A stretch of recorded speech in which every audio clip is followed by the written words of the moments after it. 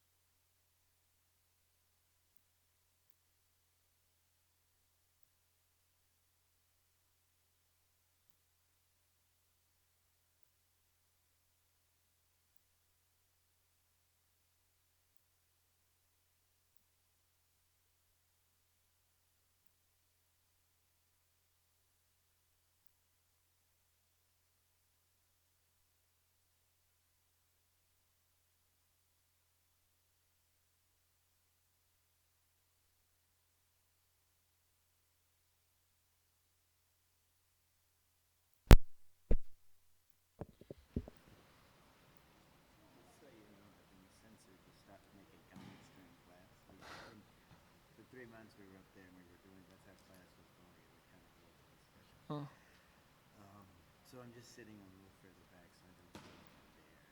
Oh, I see. Oh, okay.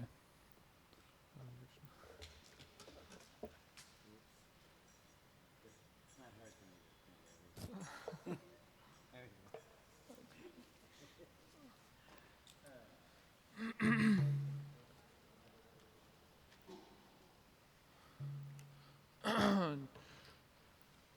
Jaya Radha Madhava Kunja Vihari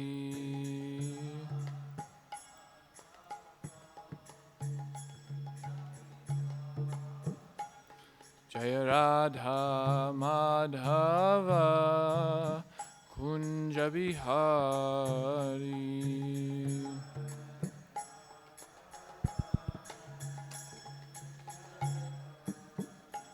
Jaya Gopi Janavalabha Girivaradari Gopi Janavalabha Gopi Janavalabha Girivaradari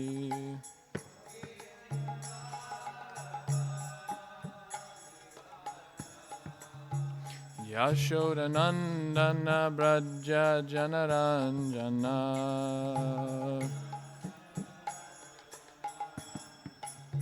Yashodanandana Braja Janaranjana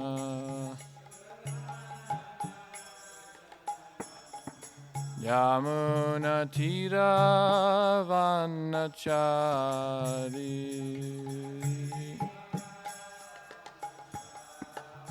Yamuna Tira Vanachari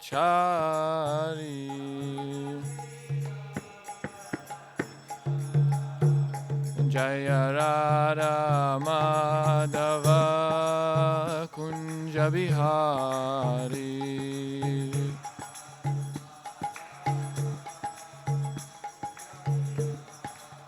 Jaya Radha Madhava Kunja Bihari.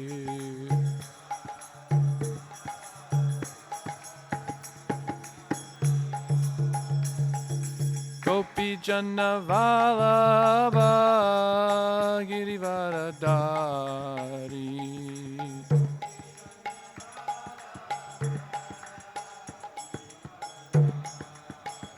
Jaya Gopi Jana Vallabha Girivaradari.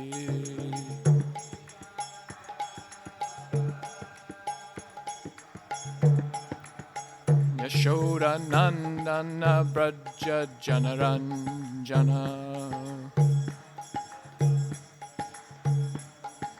Yashoda Nandana Braja Janaranjana.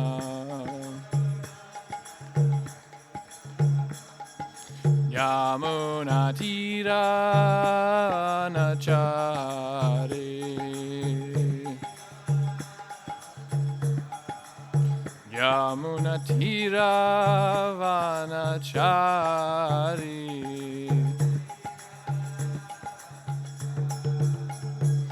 Jaya Radha Madhava Kunja Bihari.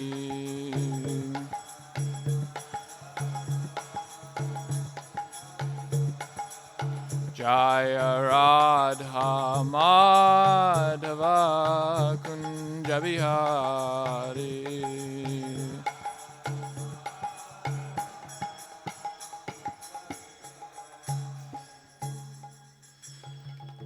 Shri Shri Radha Madhava ki. Shri Shri Radha Giridhari ki. Shri Giriraj Govardhan ki jai. Shri Shri Gaurnitai ki jai. Srila Prabhupada ki jai.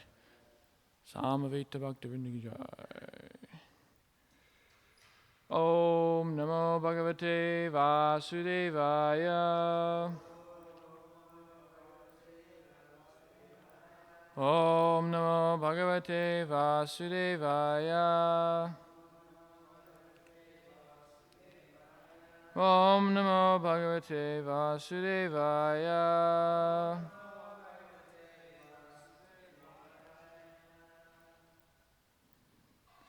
Reading from Srimad Bhagavatam, Canto 10, Chapter 87, the prayers of the personified Vedas. Jai. Text number 2. Shri Shuka Uvacha Buddhi Indriya Mana Pranan Jananam Asrajat Prabhu Matrartham Cha Bhavartam Cha Atmane Kalpanaya Cha. Shri Shukuvacha Bhudindriya Mana Pranan Jananam Asrajat Prabhu Matrartham Cha Bhavartam Cha Atmane Kalpanaya Cha. Shri Shukuvacha Bhudindriya Mana Pranan Jananam Asrajat Prabhu Matrartham Cha Bhavartam Cha Atmane Kalpanaya Cha.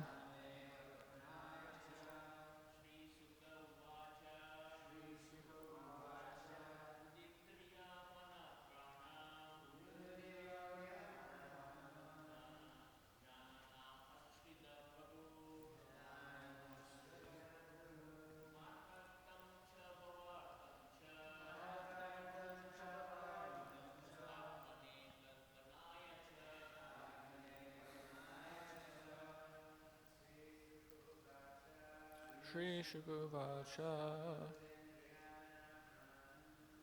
Indriya Pranan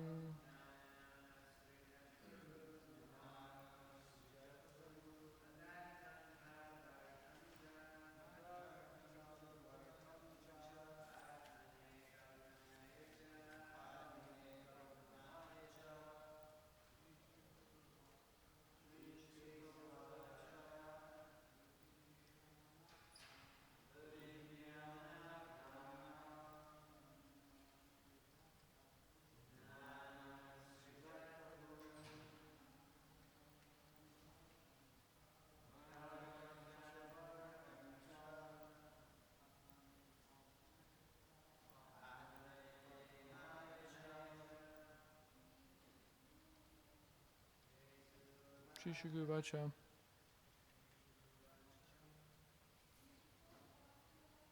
Shri Shukdev Vacha. Unindriya Prana. Namastrajat Prabhu. Martartam Chabartam Cha.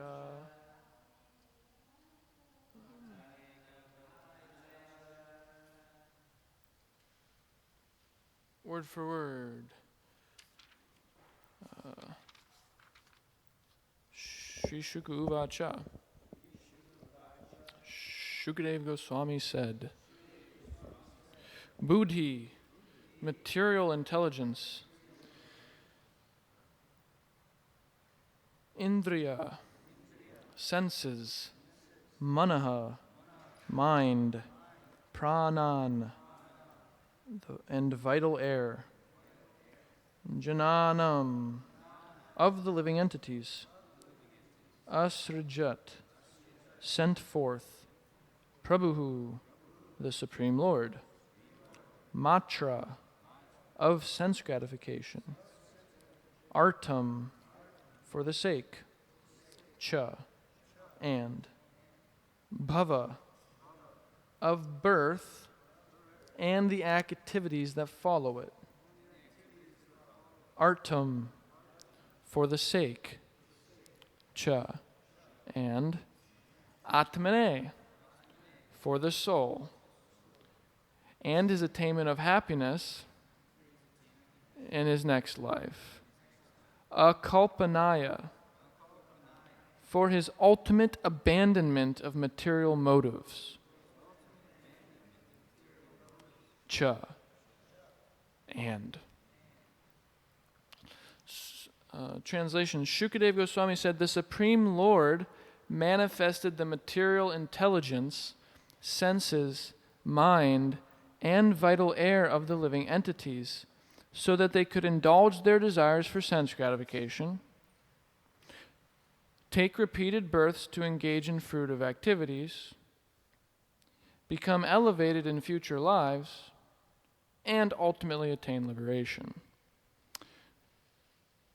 So I'd like to just say just one or two words before I read this purport, because the big purport, and I just want to prep everyone's consciousness a little bit, however I can. I mean, first, I'd like to get your blessing so I can speak something of relevance and clarity, something helpful. So please bless me. Hare Krishna. Thank you. So yesterday in text 1, well, first I'd like to say one thing, is that, the Bhagavatam, we're sometimes like sections like this, which are very philosophical, extremely philosophical. In another, I don't know if it's this purport or not, but in one of these purports, actually, it said that Vishwanath Chakravarti Thakur says that this is like an Upanishad. These two verses, 1 and 2, constitute an Upanishad.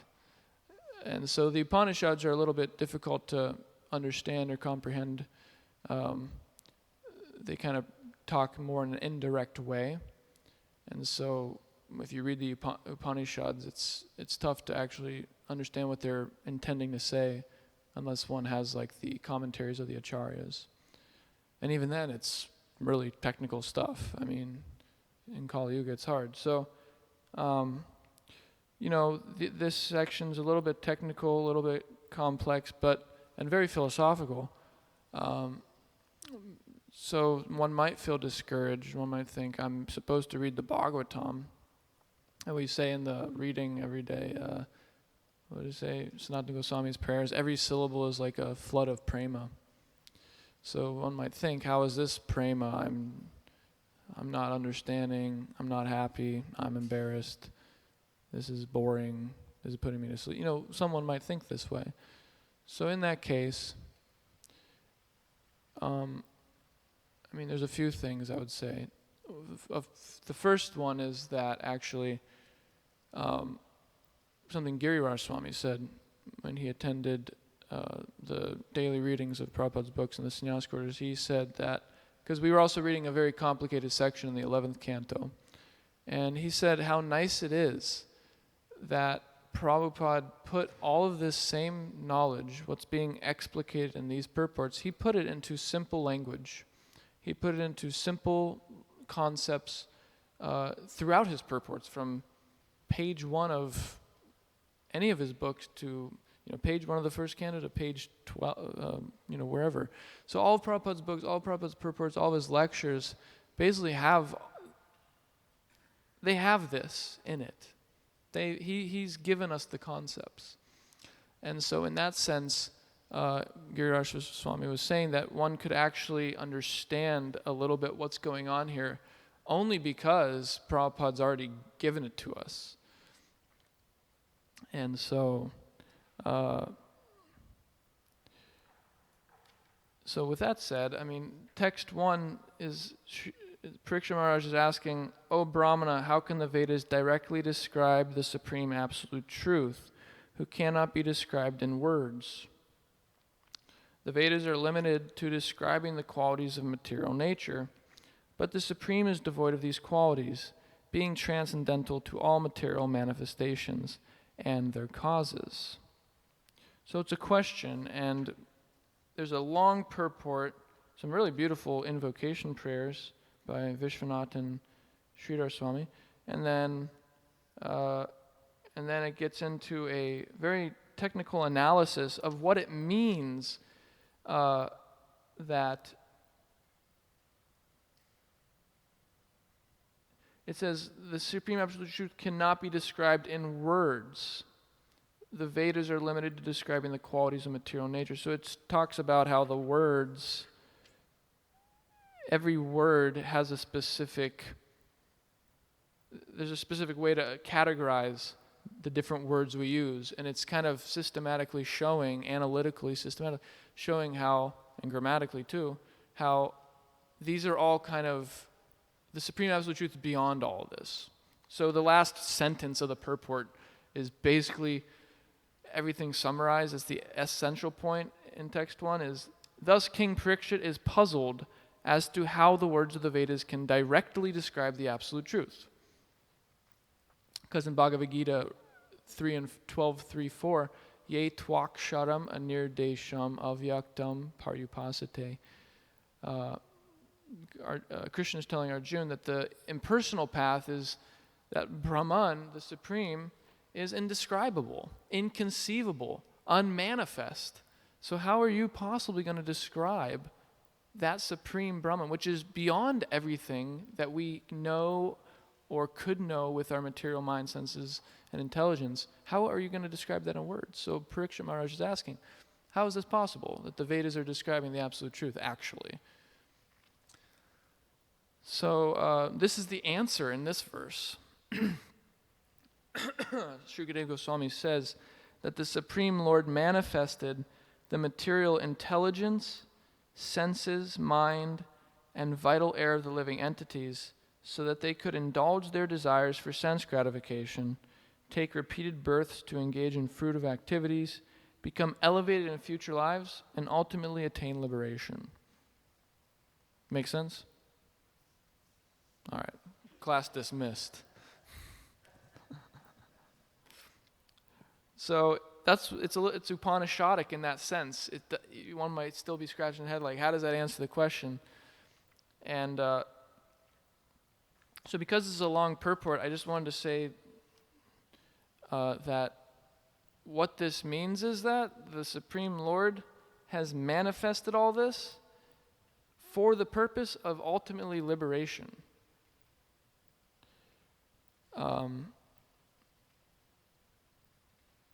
Let's read the purport then.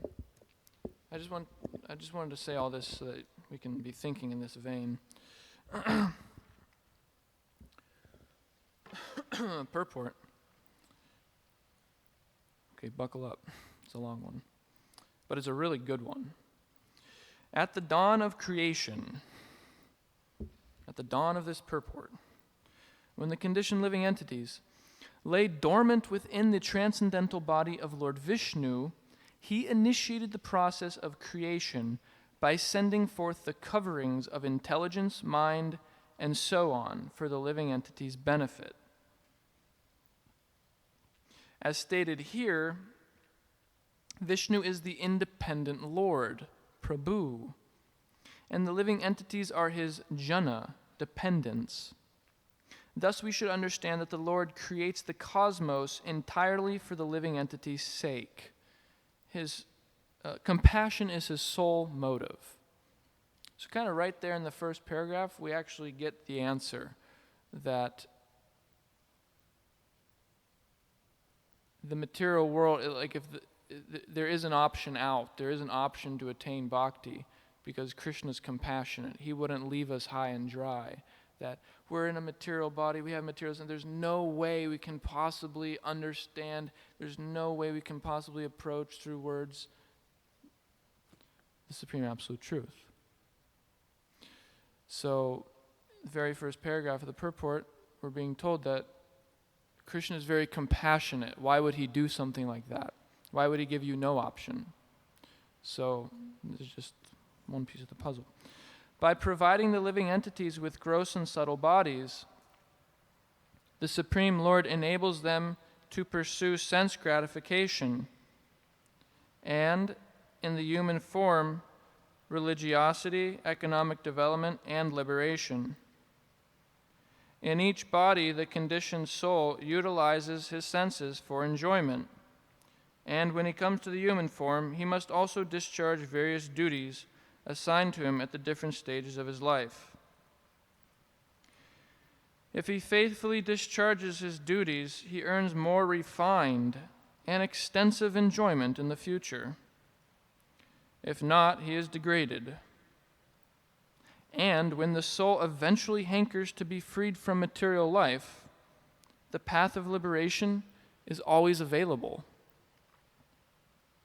Srila Vishwanath Chakravarti comments that in this verse, the repeated use of the word cha and indicates the importance of all of what the Lord provides, not only the path of liberation, but also the paths of gradual elevation through religious life and appropriate sense enjoyment.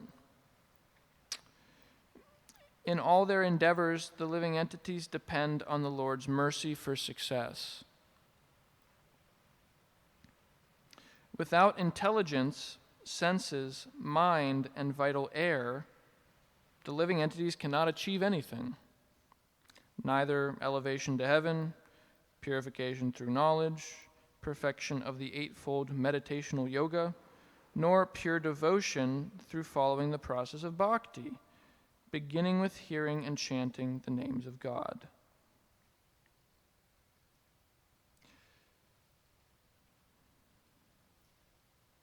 How then, if the Supreme arranges all these facilities for the conditioned soul's welfare, can he be impersonal?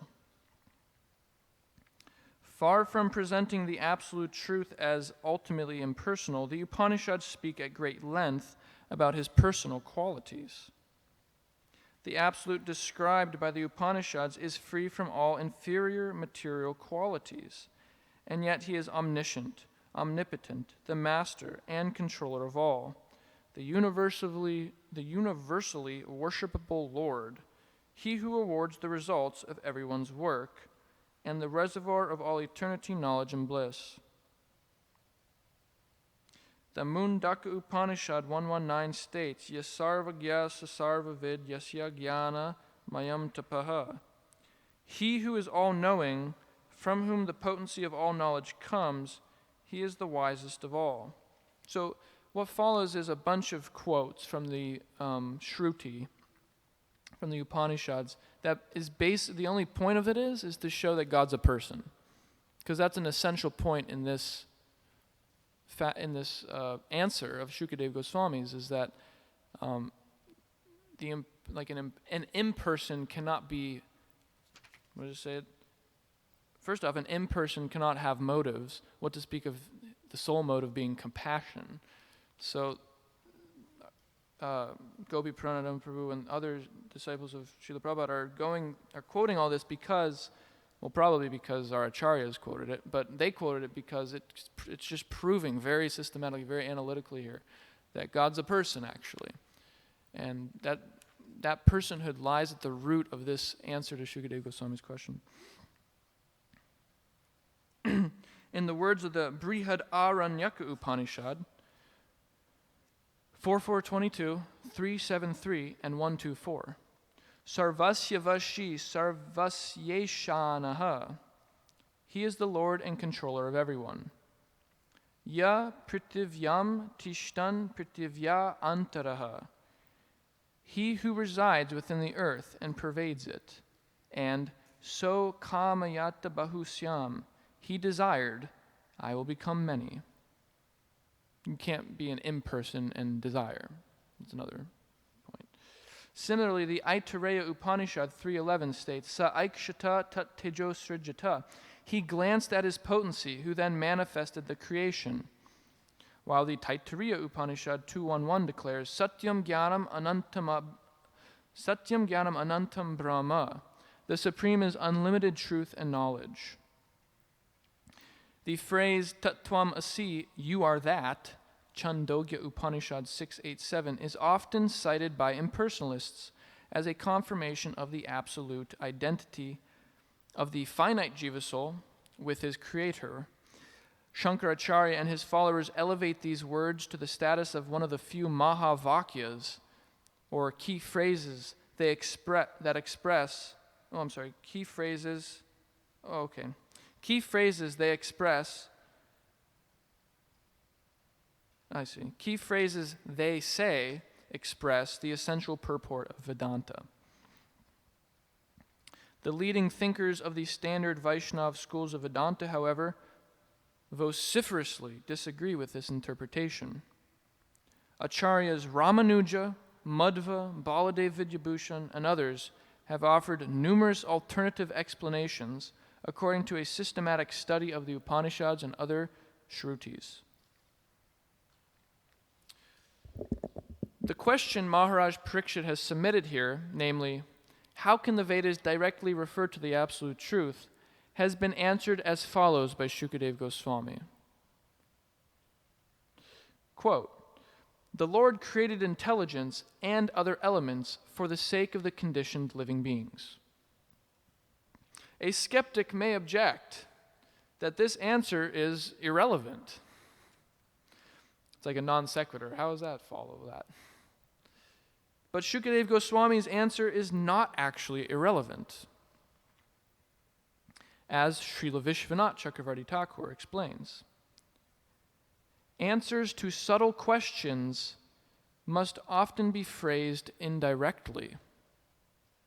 As Lord Krishna himself states in his instructions to Uddhava, Bhagavatam 11:21-35, Parokshvada Rishaya Paroksham Mama Cha Priyam. Quote, the Vedic seers and mantras deal in esoteric terms, and I also am pleased by such confidential descriptions.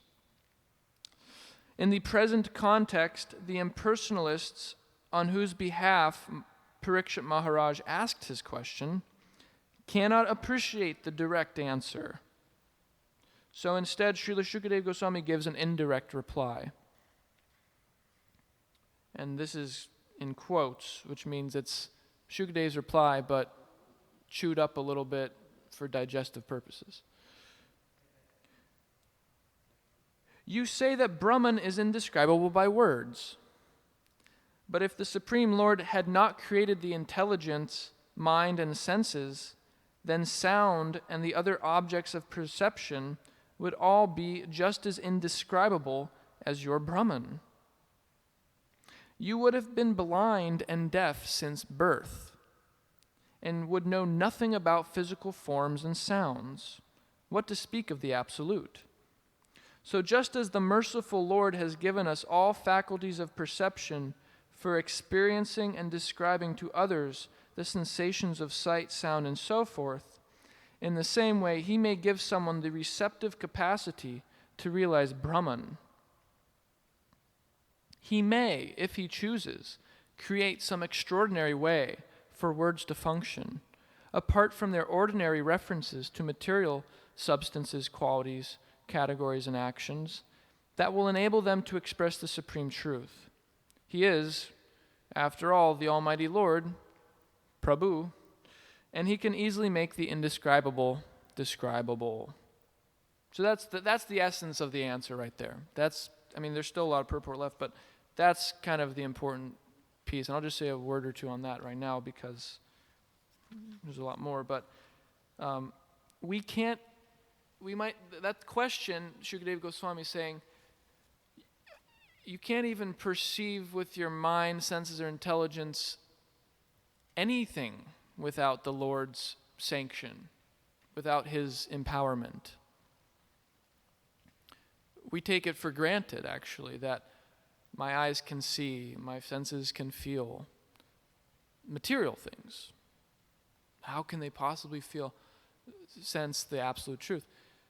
Here, Shukadeva Goswami is saying that you couldn't perceive anything, actually, without the Lord's sanction and empowerment. We're powerless without the Lord. We're dependent. So he has given us these things, material intelligence, senses, mind, life, air, for everything, not just for he's saying that he's given us that for fruit of activities, becoming elevated in future births, liberation, and bhakti.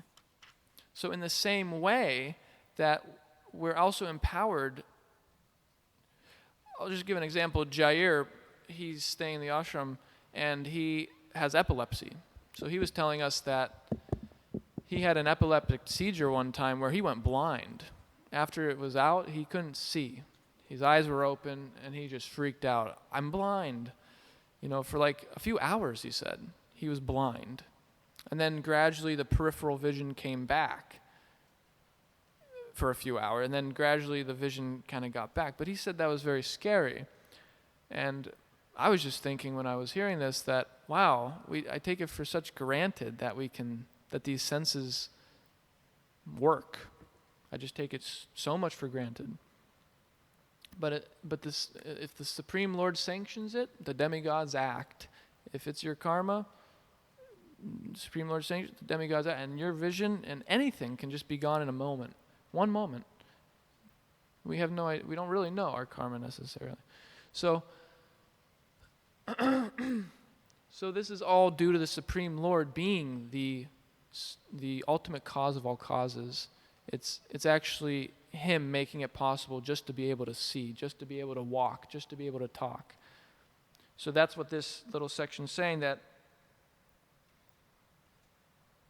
in the same way he actually is empowering, he's the sole reason why we're able to see and do all this material stuff with our senses and mind. In that same way, he can also give the receptive capacity to realize the Brahman, realize the supreme absolute truth. If he chooses, he can create some extraordinary way for words to function, apart from their ordinary references to material things, that will enable them to express the supreme truth. How is that? He's, after all, the Almighty Lord. That's why Shukadeva Goswami uses this word Prabhu. He's the supreme master of all of this. He's the supreme master of material nature. He's the supreme master of spiritual nature. He can do whatever he wants. And that's another point, is that the Supreme Lord is a person. So if he chooses, only a person can choose. If you program a robot to choose from different options, then it'll choose from different options. But it can't go past its programming. So it's a dependent living entity, the robot.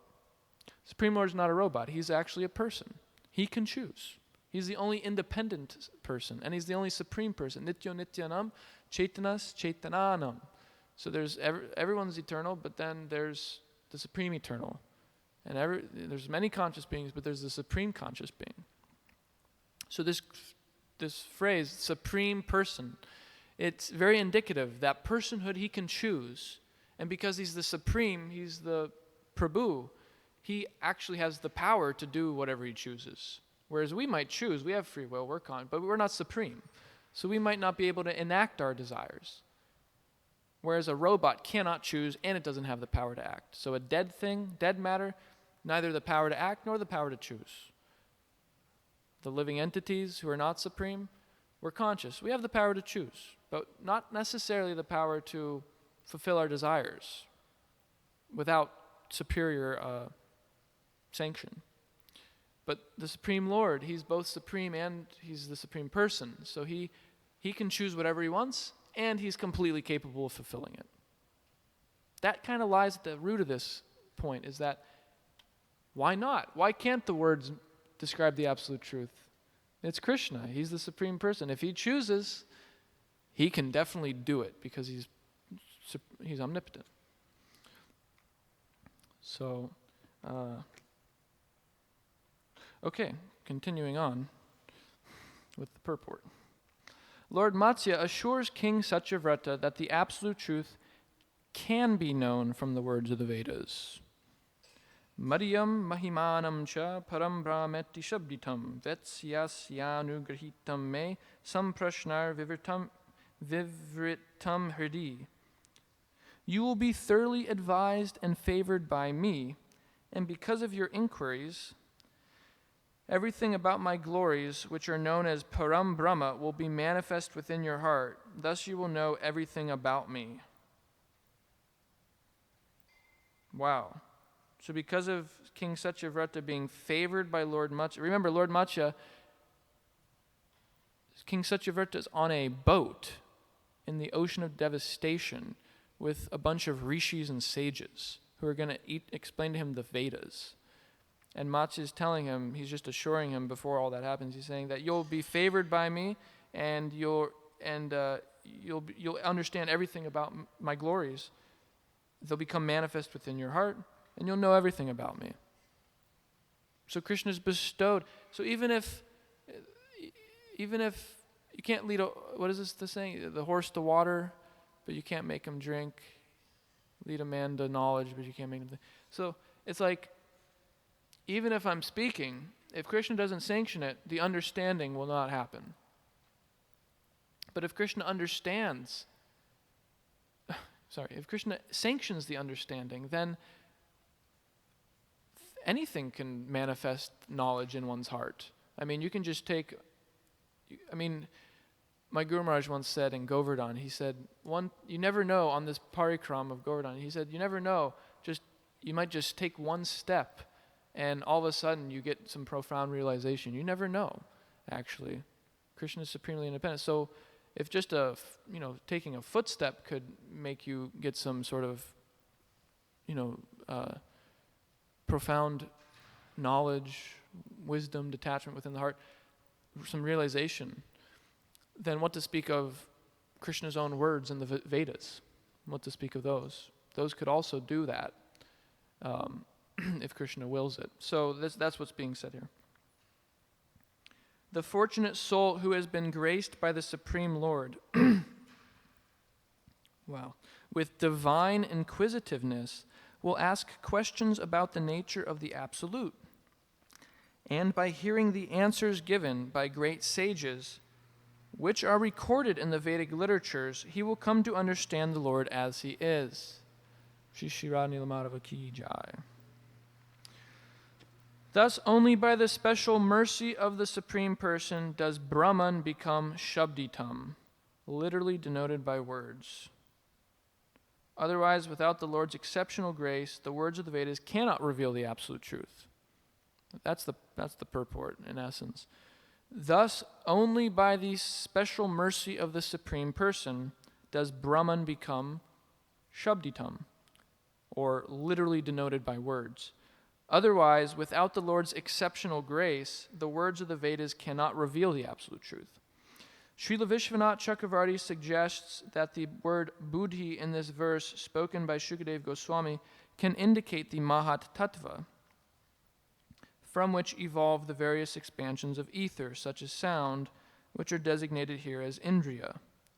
Martrartam then means for the sake of using transcendental sound to describe Brahman, since for that precise purpose the Supreme Lord inspired Prakriti to evolve ether and sound.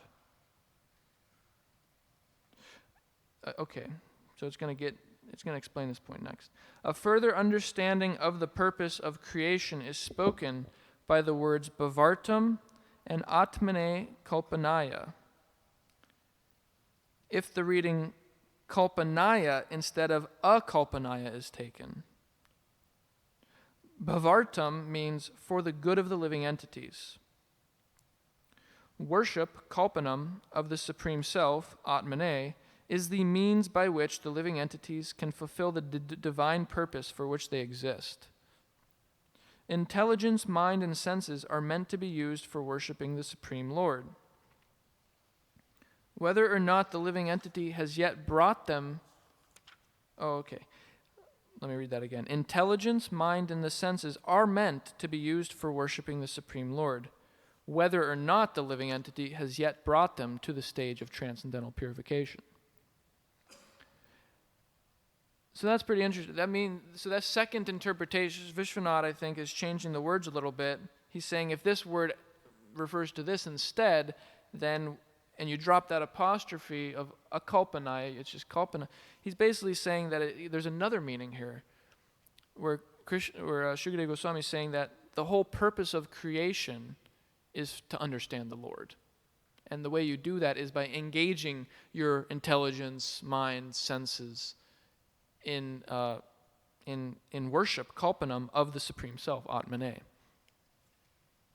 So that's another, it has another meaning. It's amazing. So that's very blissful. That the purpose of the very purpose of the material world is to understand Krishna. That's the very purpose of the material world, is to understand Krishna. Therefore, we have been given this mind, senses, intelligence, life air to engage in the worship of the Supreme Lord, and that'll help us go back to Godhead. So that's another answer Shukadeva Goswami is giving in the same words. He's given two different angles. He's saying that not only is the Supreme Lord the Supreme Person, and he can do whatever he likes, just in the same way that our intelligence and mind and senses are able to perceive material phenomena, he can also sanction and empower, if he chooses, anyone, if he favors, to perceive transcendence through the words of the Vedas. So that's one thing. And the other thing is, he's saying that the very purpose of creation is for this purpose. The whole creation is for this purpose. So that's why these words exist, actually, is for that purpose.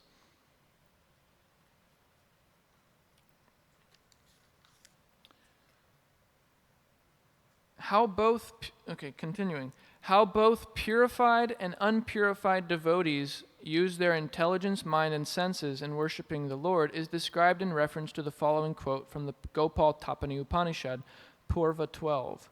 Sat pundarika nayanam megabham Vaidyutam Baram, Dvibhujam Maunamudradyam Vana Malinam Ishvaram.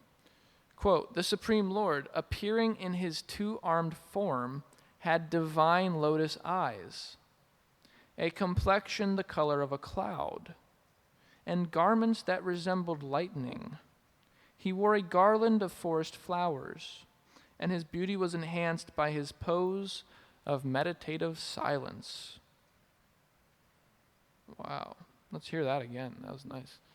The Supreme Lord, appearing in his two-armed form, had divine lotus eyes, a complexion the color of a cloud, and garments that resembled lightning. He wore a garland of forest flowers, and his beauty was enhanced by his pose of meditative silence. The transcendental intelligence and senses of the Lord's perfect devotees correctly perceive his purely spiritual beauty, and their realizations are echoed in the Gopal Tapani Shruti's comparison of Lord Krishna's eyes, body, and clothing to a lotus, a cloud, and lightning.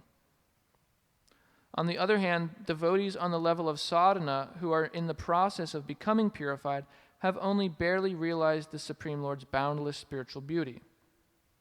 Nonetheless, by hearing scriptural passages such as this one from the Gopal Tapani Upanishad, they engage in contemplating him to the best of their fledgling ability. Although the neophyte devotees have not yet learned how to fully realize the Lord or meditate steadily on even the effulgence surrounding his body, still they take pleasure in presuming, quote, "We are meditating on the Lord. We are meditating on our Lord," unquote. And the Supreme Lord, moved by the waves of his boundless mercy, himself thinks, quote, "These devotees are meditating on me." When their devotion matures, he draws them to his feet to engage in his intimate service. Thus, it is concluded that the Vedas have access to the personal identity of the Supreme only by his mercy. End of purport. What an amazing purport. They just glorified the Supreme Person as the supremely merciful personality of Godhead, who is who we have eternal dependence on. This is, so going back to the beginning, what I said is these are principles that everyone in this room already actually has heard and realized to some extent from Srila Prabhupada and from other Vaishnavas and from our own reading of the books, is just that we are dependent on Krishna's mercy 100%. We're dependent on Krishna's mercy to do anything, absolutely anything. So what to speak of understanding him, what to speak of going back to Godhead, what to speak of understanding the Vedas. The Vedas themselves are dependent on him. That's the other point. The Shabda Brahman, the words that are transmitting spiritual sound, vibration, are dependent on Krishna's mercy to actually be effective.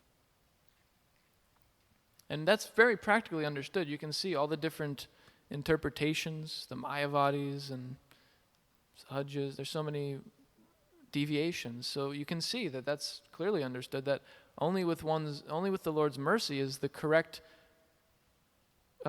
purport of the Vedas understood. So the emphasis here is on Krishna's mercy. I mean, it's right there in the last sentence. Thus, it is concluded.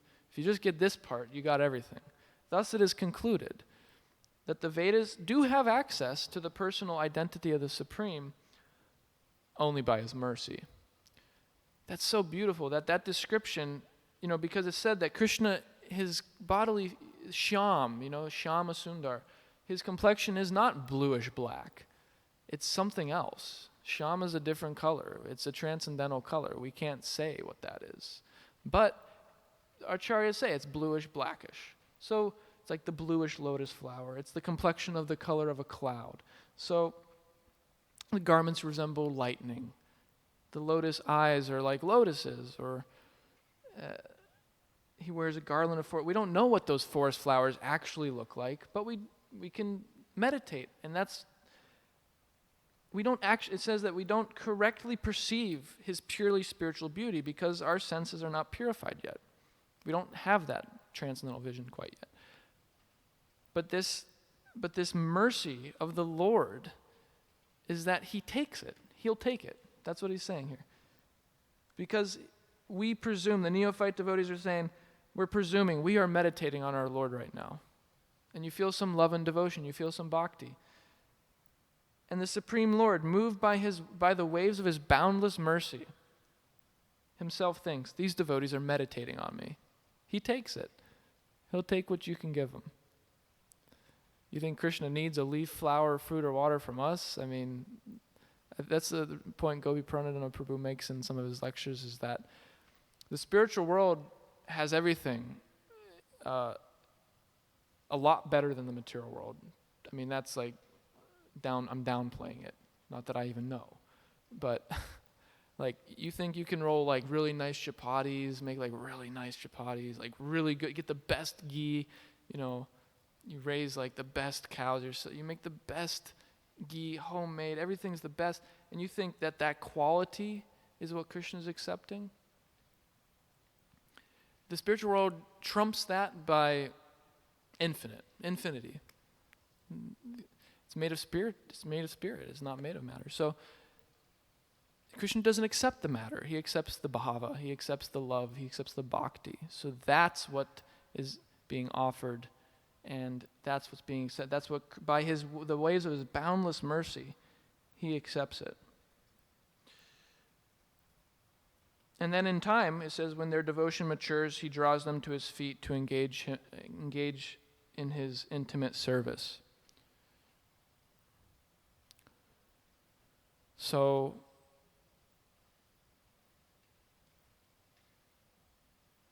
without getting too caught up in all the technicalities and maybe the all those mantras that were quoted from the Upanishads, and trying to make sense of how does that exactly refer to him being, one could do that if you have a lot of time, and if your brain's not burnt out like mine is, but it's Kali Yuga after all.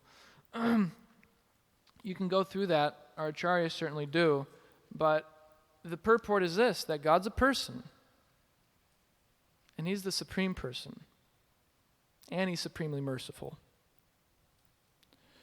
And we're dependent on that mercy. So we shouldn't give up hope. We shouldn't be discouraged that I can't become a devotee. I can't do devotional service. I can't understand these things. I can't do anything, because you can't do anything anyways without Krishna's mercy. So that's what our main focus should be on in the Bhakti Yoga process, is Krishna's mercy. That's all I'm going to say. Any other reflections or questions, comments on this?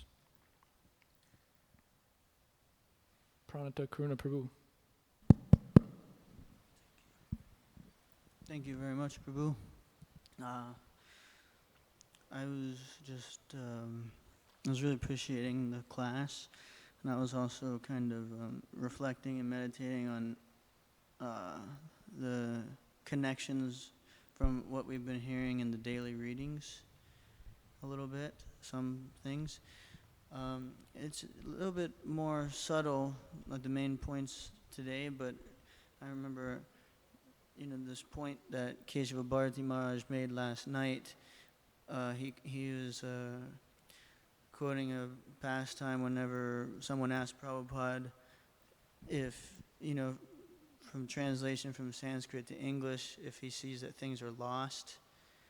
And then he answered, Good one. no, that is if you grasp the idea. Maybe you can articulate it better than I can, but I was thinking how that could be connected to this class. Yeah, that's in the same vein. And I'm going to quote Prabhupada himself. This is Srila Prabhupada writing this. On the boat, Jaladuta. Where are these prayers? On the boat of the Jaladuta, September 17th, 1965.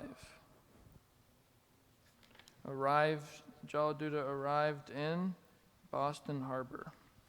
And this is what Prabhupada penned himself. Markine Bhagavat Dharma. Most of us are familiar with this, but we should understand that Prabhupada's a pure devotee. More than that, he's a parishat. He's a confidential, intimate devotee. And he's praying to Krishna. Where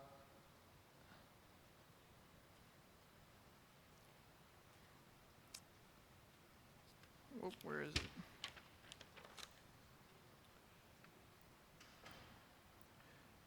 How will I make them understand this message? Well, first he says that they're in the motives of passion and ignorance. Why did you make me come here? Why did you make me come here? I guess you have some business, otherwise you would not have brought me to this terrible place. Everyone's covered by passion and ignorance. They have no taste for the message of Vasudeva. I don't know how they will be able to understand. But I know your causeless mercy can make everything possible. That's the purport of today's verse and purport. Your causeless mercy can make everything possible because you're the most expert mystic. How will they understand the mellows of devotional service? Oh Lord, I am simply praying for your mercy so that I will be able to convince them about your message. All living entities have become under the control of the illusory energy by your will. It's Krishna's will that you're under illusion right now. Krishna's will. So, therefore, if you like Krishna, by your will they can also be released from the clutches of illusion. He's a person. Such a personal process. I wish that you may deliver them. Wow, Prabhupada wishes that Krishna delivers us. Thank Prabhupada. Thank God, but thank Prabhupada. Therefore, if you so desire their deliverance, then only will they be able to understand your message. The words of the Srimad Bhagavatam are your incarnation, and if a sober person repeatedly receives them with submissive oral reception, then he will be able to understand your message. And then he quotes Bhagavatam chapter 2, verses 17 through 21, talking about how serving the pure devotee, hearing the message of Vasudeva, getting that taste, daily readings of Bhagavatam, daily classes on Bhagavatam, this purifies the heart of this passion and ignorance and cuts the knot of karma. They will thus become liberated from the influence of the modes of ignorance and passion, and thus all inauspicious things accumulated in the core of the heart will disappear. How will I make them understand this message of Krishna consciousness? I am very unfortunate, unqualified, and the most fallen. Therefore, I am seeking your benediction so that I can convince them, for I am powerless to do so on my own. Similarly, the Vedas are also powerless to do so on their own. Similarly, as your point, Sanskrit is powerless. The Sanskrit learning, our intelligence, everything's powerless to do so without Krishna's mercy and benediction. And now this one's really nice. Somehow or other, O Lord, you have brought me here to speak about you. Now, my Lord, it is up to you to make me a success or failure as you like. O spiritual master of all the worlds, I can simply repeat your message. So if you like, you can make my power of speaking suitable for their understanding. Only by your causeless mercy will my words become pure. I am sure that when this transcendental message penetrates their hearts, they will certainly feel engladdened and thus become liberated from all unhappy conditions of life. O Lord, I am just like a puppet in your hands, so if you have brought me here to dance, then make me dance. Make me dance, O Lord. Make me dance as you like. I have no devotion, nor do I have any knowledge, but I have strong faith in the holy name of Krishna. I have been designated as Bhaktivedanta, and now, if you like, you can fill the real purport of Bhaktivedanta. So that's amazing, isn't that? That's just so transcendental, and it's really connected. I'm glad that you brought this up because it's really connected to this whole point. Prabhupada, he like really understood this point that it's all dependent on Krishna's mercy, and we're thinking, well, Prabhupada, you're so transcendental, and he is, but that's what a transcendental person knows and fully has faith in and fully imbibes is the fact that it's fully Krishna's mercy, completely dependent. And so just your point about this Sanskrit, that the English, someone was saying in a class, I guess in Mayapur recently, that, and it received some criticism, that actually the Prabhupada's purports and English translations aren't complete because you have to learn the Sanskrit yourself to actually get the full understanding. And there was some, how do I say, say it again? Yeah, there was some push and shove, exactly. So, I mean, I think the point that we should understand in that is that, hey, if it helps, great. If one can do it, great. But we should never diminish Prabhupada's purports and translations, because this is directly the answer to his prayers from Krishna. He's praying on the Jaladuta, please let my words penetrate their hearts. So Krishna's doing that. Prabhupada knew even the Sanskrit won't help. Whatever. What was Prabhupada going to do? Come here and just speak Sanskrit to everyone? I mean, so I think Prabhupada's translations, purports, lectures, his devotees, when we hear from them, when we associate with them, then that's the causeless mercy of the Lord. And if we sincerely do that, then we will understand. So is that okay? Thanks for bringing that up. Patrick? Sorry, Krishna. That was a nice class. Thank you. I like the point you brought up about the, or Jayar's story. Shri Shri Radha Madhava Ki Jai. Jai. And it's always a nice reminder to think about how easy it is for us to become ungrateful for what we have. But also, we're hearing a lot about Krishna's mercy and how it is his mercy alone which gives us the understanding to see him or experience anything, any aspects of him. And I was wondering, it's also his mercy that we're in the consciousness that we're in right now. The fact that we in our hearts, we actually don't desire to fully be experiencing Krishna within everything. So he's given us this consciousness where we don't experience him, so that we can live in the reality. Depends how you define consciousness. He's given us, like this verse says, actually, he's given us the coverings of the whole Mahatattva, the material modes, and material intelligence, the material mind, so that we can perform fruitive activities also.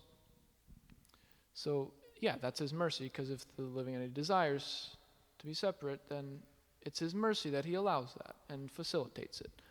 We can't even do that on our own. We can't forget Krishna on our own without his mercy. So yes, everything's his mercy. But after going through many lives and suffering, then by good association with devotees, we come to the understanding that we want to become Krishna conscious. And so we might take that same ahankar, I am the doer, with us to devotional service. It wasn't true in the material world either. It's not true in the spiritual scheme either. I'm the doer. It's just not true. So, but that's a lingering, it's false ego, it's the covering of the soul. So,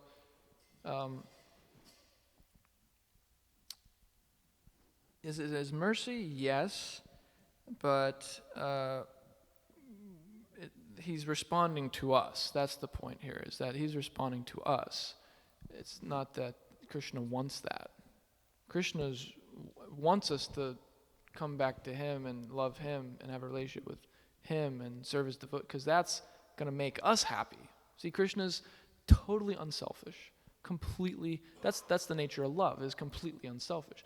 So Krishna's the supreme enjoyer. That means he supremely enjoys love. That means he supremely enjoys being selflessly giving to everyone and everyone.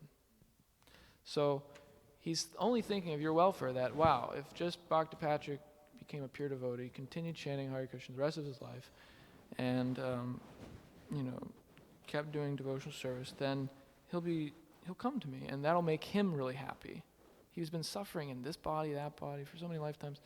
I've been watching it all, and, if he can just come back, that'll make him happy. So Krishna's actually always trying for your happiness, but if you don't want, then he's not going to force. So it's his mercy that he doesn't, he facilitates your nonsense too, but actually that's because you're desiring. Anyways, I've already said the point. Does that make sense? Is that okay? Krishna Kripa Prabhu?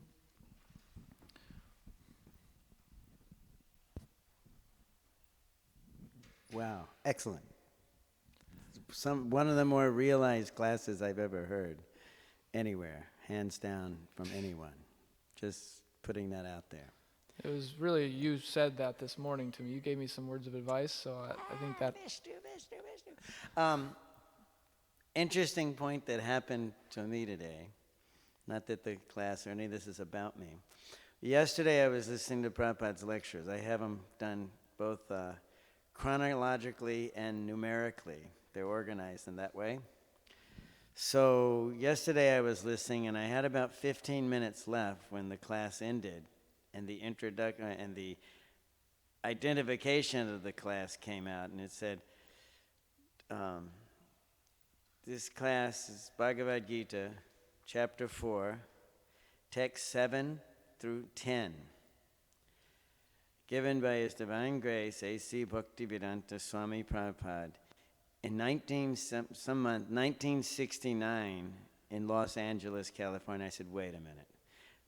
Verse 410 is my favorite verse from the entire Bhagavad Gita, and you must know by now. I quote it so often, and I talk about it. But these are all the verses leading up to understanding Krishna, right? So I listened to it this morning. Krishna arranged that I needed to go home to do something, and therefore I stayed and did the puja, and therefore I listened to these 4 verses spoken about by Srila Prabhupada. And he literally, his class was almost identical to this purport and what you elaborated on from this purport. And the point I'm trying to make is that it is true. Prabhupada said this from the very beginning. We are hearing this understanding of how to understand Krishna, and that it simply depends on His specific mercy based on our ability to understand whatever it is we can understand about Krishna. And just to put that into a little bit of perspective, this is Maharaj Parikshit asking, after hearing the entire Bhagavatam, from the son of the author, who heard it from the author, who's sitting amongst a constellation of sages, and he still, at the end of all this, asks, but how does this work? So it is always and forever the correct question. How do we understand the absolute truth, which is Atatta Brahman Jignasya, the first verse of the Bhagavatam also. Now here, to contextualize it, are the Vedas themselves speaking about this question? Because it is the question, period. And it keeps... And every single person has come here because they asked themselves this question. And because, as you said, Krishna gives us this whole material creation to be able to come to Him. A couple of things have to happen there. First, we have to become, as Queen Kunti says, completely finished with material enjoyment. Completely finished. Then only in desperation can we hear and understand this philosophy. And Krishna and the Guru and the Vaishnavas spoon feed us in small amounts. Like with medicine, you sometimes only can take a little bit at a time. But that little bit works a little bit, and you get a little bit more, and it works a little more. And it's lifetimes of effort. So thank you. Thank you very, very much. Thank you, Prabhu. Thank you very much. Srimad Bhagavatam ki jai. Srila Prabhupada ki jai. Gaur Premanandi. Hari Hari Bol. Vanchakalpatrubhyascha kripa sindhubheva cha patitanam pavanebhyo vaishnavebhyo namo namaha.